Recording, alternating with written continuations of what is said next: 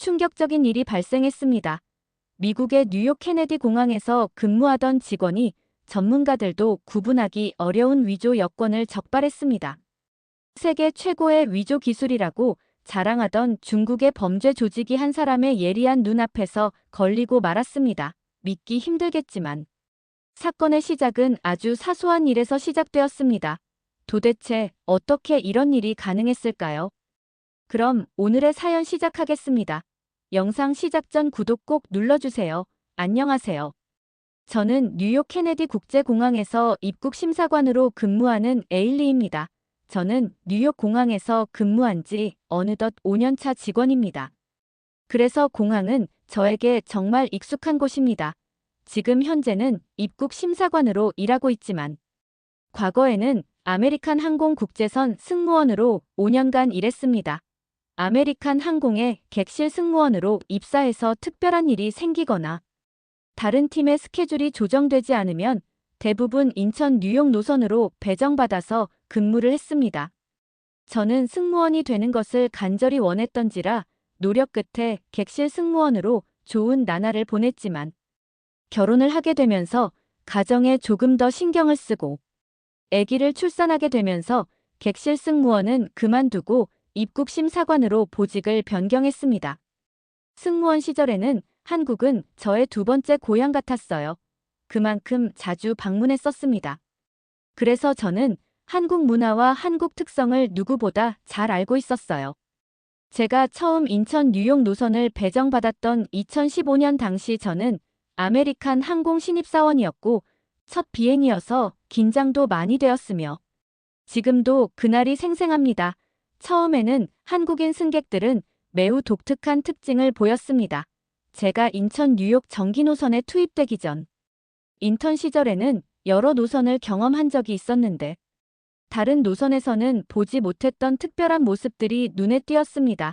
사실 저는 도쿄 노선에 근무를 했을 때 일본 사람들의 까다로운 요구를 맞춰주느라 정말 힘들고 스트레스도 많이 받았습니다. 그리고 승객과 대화를 하면 정말 알아듣기 힘들었어요.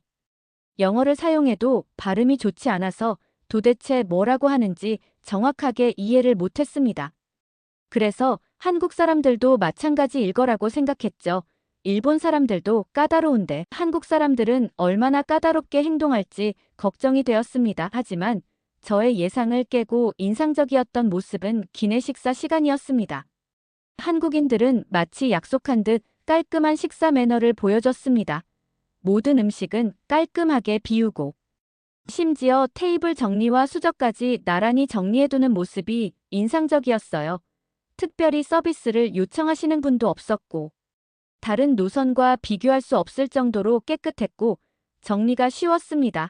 특히 기억에 남는 건 승무원을 호출하는데 태도가 놀랐습니다. 승무원 호출 버튼을 누르고 승무원이 찾아오면 고개를 숙여 미안한 기색을 보이며 정말 정중하게 부탁하는 목소리로 요청하는데 이 모습이 기억에 지금까지 남아 있습니다. 특히 베이징하고 도쿄 노선에는 너무나 당연하게 이것저것 시키는 모습에 익숙했고 종종 버튼을 연속으로 누르며 빨리 오라고 신경질을 내기도 했고 무리한 요구를 하는 승객들도 있었어요. 한국인들에게 정말 감동받은 것은 방송이 나오지도 않았는데 착륙하기 전부터 자발적으로 주변을 정리하고 담요는 개어두며 승무원들의 수고를 덜어주는 게 인상적이었습니다. 마치 약속이나 한 듯 모든 한국인 승객들이 자신이 머문 자리를 정리하고 내리니까 감동적이었죠. 어느 날은 비즈니스석에서 기내 식사 서비스를 진행하고 식사를 마친 자리에 접시를 수거하는데 한국인 중년 신사분이 저에게 음식을 맛있게 요리해줘서 맛있게 먹었다며 감사하다는 말을 전하며 동료 승무원분들하고 나눠 먹으라며 본인이 챙겨온 과자를 건네주셨습니다. 당연한 일을 했을 뿐인데 따뜻한 배려심에 깊은 감동을 받았습니다. 손님께서 무언가를 주신 게 그때가 처음이었거든요. 제가 놀라서 다른 승무원 선배님들한테 말하자 한국 노선에 근무하면 저렇게 매너 좋으신 분들이 많다고 말해주시는 게 선배님들은 흔한 일이라고 하더라고요. 그때 제가 먹었던 포테이토 칩이 있었는데 고소하고 짭짤한 맛이 정말 맛있어서 아직도 제가 좋아하는 과자이고 요즘도 종종 퇴근 후 집에서 맥주 안주로 포테이토 칩을 먹습니다. 비행 중 갑자기 난기류가 발생을 해도 승무원들에게는 흔한 일이지만 승객들은 낯선 상황이라 당황하는데, 그러나 다른 승객들이 동요하는 와중에도 한국인 승객들은 너무나 침착함을 유지했어요. 오히려 승무원들에게 걱정을 해주시며 괜찮냐고 물어보시는 모습이 감동이었어요. 한국인 승객들이 많이 탑승하는 날이면 기내 청소도 그다지 많이 할 게 없었어요. 비행기의 좌석 앞에 위치한 안내서마저 처음 탑승했던 모습 그대로 유지하고 있었고, 공항에 비행기가 도착해서 승객들이 줄 서서 기다리며 내리는 순간에도 다른 좌석이 지저분하면 치우고 내리는 모습도 보았습니다. 저에게 가장 중요한 것은 언어가 달라서 소통하는 게 쉽지 않은데, 일본 사람은 발음이 좋지 않아서 이해하기 힘들어 의사소통이 정말 불편했는데, 한국 사람은 영어로 말해도 발음이 좋아서 쉽게 이해가 되며 속이 뻥 뚫렸습니다. 단거리 노선보다 장거리 노선이 힘들지만 저는 한국 사람들의 매너 좋은 모습에 인천 뉴욕 노선이 점점 좋아지기 시작했고, 다른 노선으로 옮기지 않았습니다.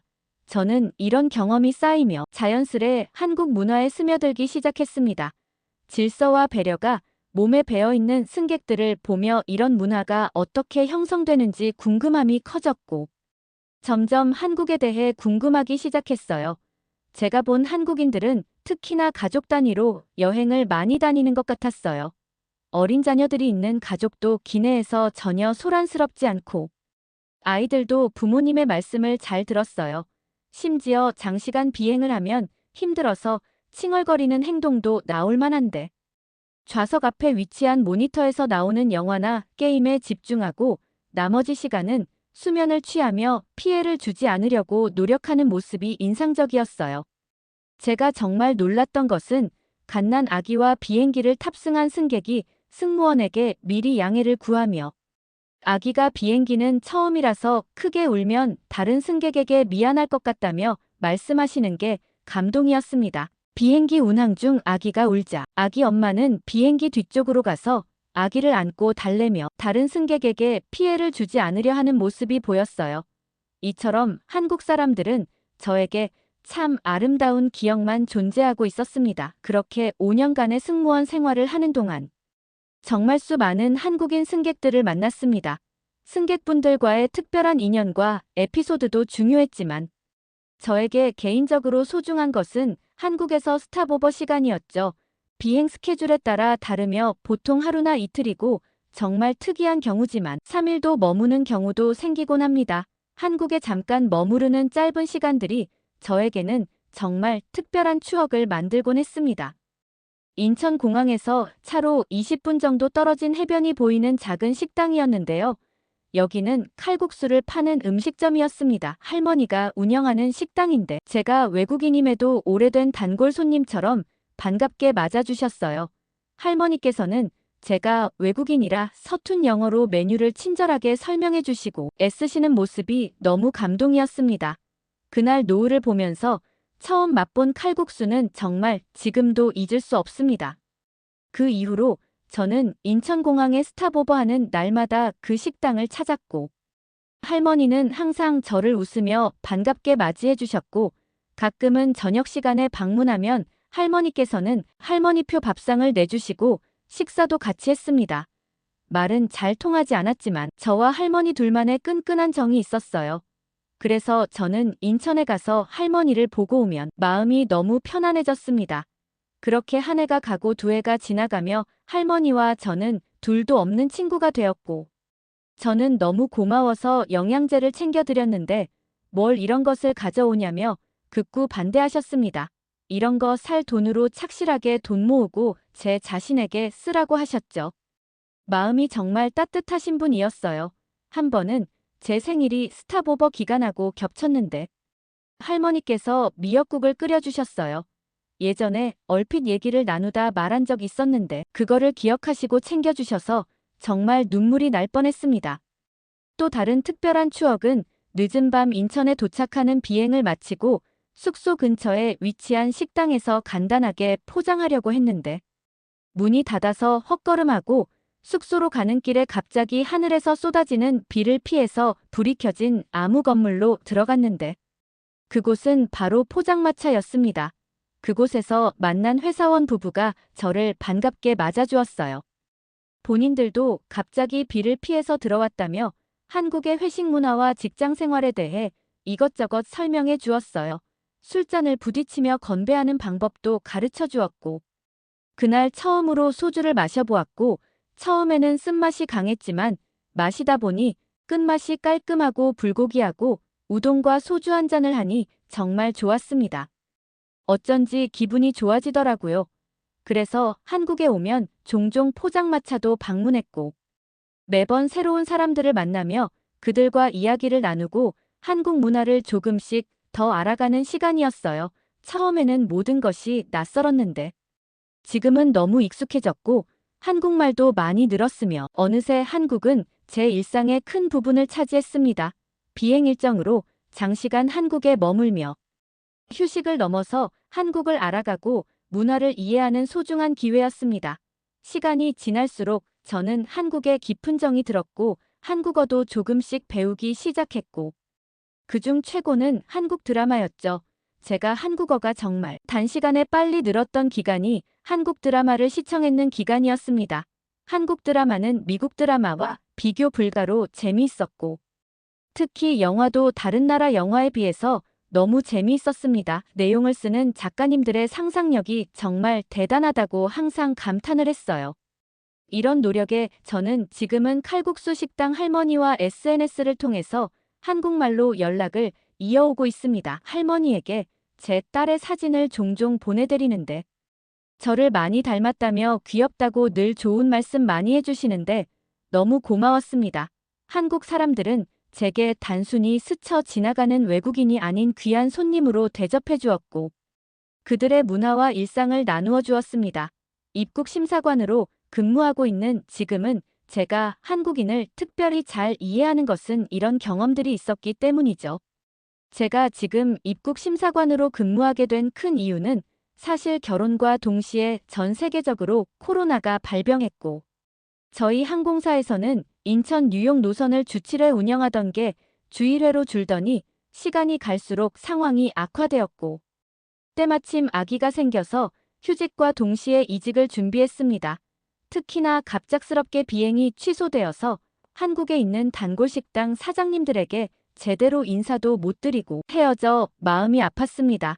특히 칼국수 식당 할머니가 너무 마음에 걸렸습니다. 그렇게 휴직으로 인해 공항 사무실에 저의 짐을 챙기러 향했고 사무실에 들어가기 전에 공고란을 보았는데 의외인 게시물이 있었습니다. 각 비행사마다 희망퇴직과 장기휴직을 받는다는 공고문 사이 유일하게 입국심사관 채용 공고를 보게 되었습니다. 순간 이거다 싶은 생각이 들었습니다. 항공사에서 근무했던 경험이 저에게 도움이 될 것 같았고 앞으로 아기가 태어나면 장거리 노선 근무는 힘들어지는데 공항 지상직으로 일하면 충분히 육아와 일을 같이 할 수 있을 것 같았습니다. 서류 심사를 통과하고 면접을 보고 당당히 합격을 했어요. 하지만 입국심사관 교육은 제가 생각했던 것보다 훨씬 까다롭고 힘들었지만 승무원을 했던 경험이 정말 큰 도움이 되었습니다. 교육 첫날부터 강사님은 저의 승무원 경력에 관심을 보였습니다.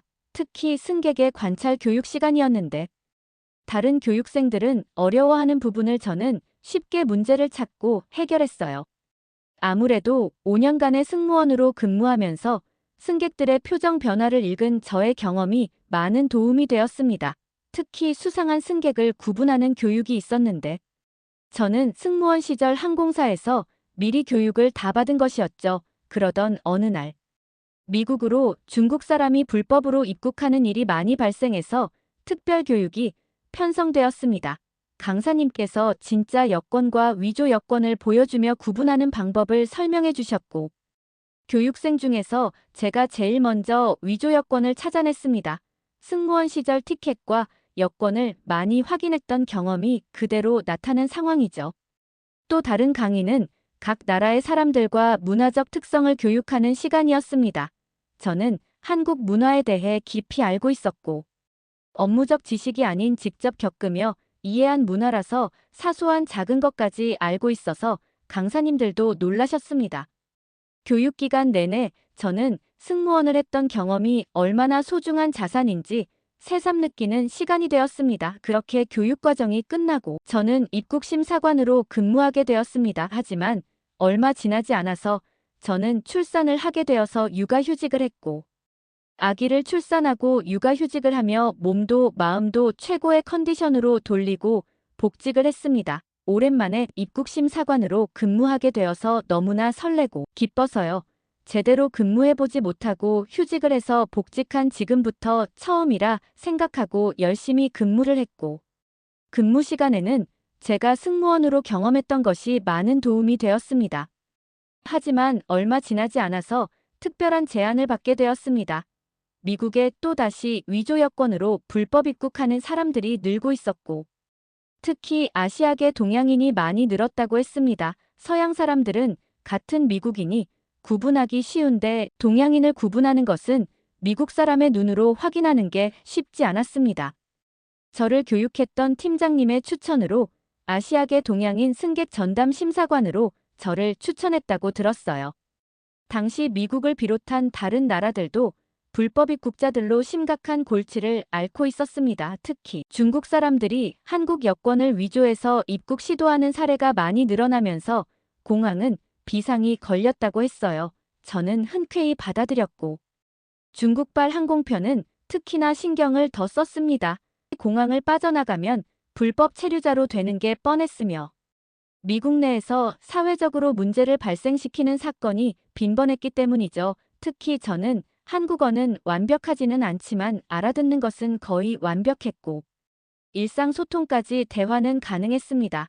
그리고 중국어와 일본어도 조금은 구사할 수 있는 것이 큰 장점이었어요. 객실 승무원을 하면서 저를 괴롭혔던 중국과 일본인 진상 승객 덕분에 지금 이렇게 잘 유용하게 써먹을 수 있다는 게 너무 다행이었습니다. 한 번은 여러 무리의 승객들이 동시에 입국을 시도한 적이 있었어요. 겉보기에는 평범한 한국인 관광객 같았지만 뭔가 이상한 느낌이 들었습니다. 승무원 시절 수없이 보았던 한국인 단체 관광객들과 조금은 다른 모습이었거든요. 그 무리는 서로 어색함을 가지고 있었고, 여권을 확인하면서 얼굴을 보았는데 제 눈을 피하면서 여권을 빨리 달라고 하는 거예요. 그런데 발음이 조금 이상했습니다. 한국 사람들이 영어를 쓰면 유창하게 하지는 못해도 발음은 딱딱 끊어내며 명확하게 하는데, 이 사람은 어딘가 어색한 부분이 있었어요. 저는 한국말로 미국에 어디를 방문했냐고 물었는데 대답을 못하고 있었고, 뒤에 있는 사람이 대신 대답을 하며 한국말을 하는데 제가 들어보지 못한 말투를 쓰는 게 이상했습니다. 저는 직감적으로 이상하다고 느껴서 보안팀에 은밀히 연락을 했고, 같이 입국 시도한 무리들을 보안팀에서 조사한 결과 이들 모두 위조된 한국 여권을 가지고 밀입국 시도하던 중국인들이었습니다. 불법 체류를 목적으로 조직적으로 입국을 시도하다가 입국심사대에서 걸리게 되었습니다. 이런 경험들이 쌓이면서 저는 점점 인정을 받게 되었습니다. 이 사건이 외신과 언론을 통해서 보도된 이후 뉴욕으로 밀입국하는 중국인들이 많이 줄었습니다. 하지만 여전히 밀입국 시도는 계속 진행 중이었죠. 그날도 점심 식사를 마치고 평소와 다른 거 없이 근무 중이었습니다. 인천에서 도착했는 비행기가 착륙하고 입국심사대로 한국 사람들이 전부 다 지친 모습으로 입국심사대를 통과하고 있었어요. 그런데 갑자기 제 시선을 사로잡는 여성이 나타났는데 그녀는 너무 화려한 모습이었습니다. 명품 브랜드의 옷과 가방을 걸치고 있는 게 한국에서 장거리 비행을 하고 온 승객이라기에는 너무 이상했어요. 그런데 가까이 와서 보니 그녀의 걸음도 이상했습니다. 하이힐을 신고 힘들게 걷는 게 느껴졌습니다. 그녀의 모습은 제가 승무원 시절 비즈니스석과 퍼스트 클래스석에서 보던 자연스러운 한국 여성의 모습은 아니었어요. 그녀가 저의 심사대 앞에서 여권을 보여주며 기다리는데 의도적으로 한국말로 인사했습니다. 그런데 제가 알고 있는 보통의 한국 사람의 표정이 아니었어요. 한국 사람이라면 놀라는 표정으로 반갑게 인사를 해주는데 제 말을 듣고 어색한 발음으로 영어로 말하는 거예요. 이 발음은 일본인의 특징이었습니다. 발음이 힘겹고 알아듣기 어려운 게 일본 사람 같았습니다. 그리고 여권을 받는 순간 뭔가 미세한 차이를 느꼈습니다. 겉보기에는 정말 차이가 없었지만 질감이 한국 여권하고는 달랐거든요. 그래서 저는 조금 더 질문을 했습니다. 한국에 어디서 왔냐고 물어보니 서울에서 왔다고 했는데 대충 넘어가려는 게 눈에 보였습니다. 그리고 저는 마지막으로 한마디 던졌습니다. 얼마 전에는 한국의 명절인 설날이었는데 설에 어떤 음식을 먹었냐고 하니까 삼겹살을 먹고 왔다고 대답을 하는데 한국 사람이 아니라고 확신이 들었어요. 설날에는 떡국을 먹는데 갑자기 삼겹살이라는 대답이 돌아오니 미국 사람인 제가 들어도 이상한 거요. 그리고 한국 사람인데 한국보다 일본과 중국을 더 많이 방문한 게 이상했습니다. 보안팀이 와서 조사해보니 그녀의 짐에는 위조 여권이 2개나 더 있었고 알고 보니 일본에서 위조 여권을 만들어서 중국에 있는 불법 체류자에게 여권을 파는 조직원이었습니다. 그렇게 저는 한국의 문화를 알고 있어서 입국 심사대에서 중요한 역할을 했고 좋은 결과를 만들어내어 저는 빠른 승진을 했습니다. 오늘은 퇴근하고 집에 왔는데 영종도에 있는 할머니가 생각이 나더라고요. 힘든 날에 할머니가 해주신 칼국수와 한국에서 배운 소맥을 한잔하고 싶은 날입니다. 오늘의 이야기는 여기까지입니다. 저도 에일리 씨가 휴가를 써서 얼른 영종도에 위치한 칼국수 식당에 들려서 할머니를 만나는 날이 빨리 오면 좋겠습니다. 얼마나 맛있으면 시간이 오래 흘러도 생각이 날까요? 오늘의 이야기를 들은 여러분들의 생각을 댓글에 많이 남겨주세요. 영상이 좋으셨다면 구독과 좋아요 꼭 눌러주세요. 영상을 제작하는데 큰 힘이 됩니다. 다음에는 더 좋은 영상으로 돌아오겠습니다. 지금까지 하루튜브 김민정이었습니다. 감사합니다.